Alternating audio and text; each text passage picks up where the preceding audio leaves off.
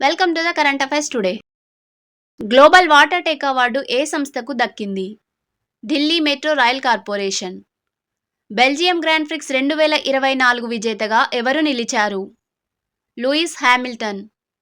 Indo Pacific economic framework vice chairman పదవి ఏ దేశానికి దక్కింది? భారత్. నాంపల్లిలోని పొట్టి శ్రీరాములు తెలుగు యూనివర్సిటీకి ఎవరి పేరు పెట్టాలని నిర్ణయం తీసుకున్నారు? సురవరం ప్రతాప్ రెడ్డి పేరు. తెలంగాణ రాష్ట్ర ప్రభుత్వం ధరణి పథకానికి ఏమని పేరు పెట్టింది? భూమాత. ఐఎస్ఎస్ యాత్రకు ప్రధాన వ్యోమగామిగా ఎంపికైన భారతీయుడు ఎవరు? శుభాంశు శుక్లా. అమెరికా తలసరి ఆదాయంలో 4వ వంతు చేరేందుకు భారత్కు ఇంకా ఎన్ని సంవత్సరాలు పడుతుందని ప్రపంచ బ్యాంకు అంచనా వేసింది? 75 సంవత్సరాలు. కేంద్రం రూపొందించిన నేషనల్ మానిటైజేషన్ పైప్లైన్లో భాగంగా దేశవ్యాప్తంగా చేర్చిన ఎన్ని విమానాశ్రయాలను ప్రైవేటీకరణం చేయనున్నారు? 25.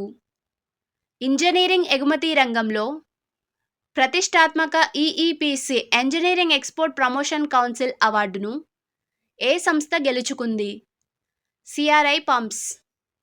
ఇటీవల ఏ దేశానికి చెందిన క్రికెటర్ గ్రాహం దోర్ప్ కన్ను మూశారు? ఇంగ్లాండ్. 2024 ప్యారిస్ ఒలింపిక్స్ యొక్క ముగింపు వేడుకలో భారత పతాకధారిగా ఎవరిని ప్రకటించారు? మను భాకర్. బీఎస్ఎఫ్ నూతన అదనపు డైరెక్టర్ జనరల్ ఎవరు? దల్జీత్ సింగ్ చౌదరి.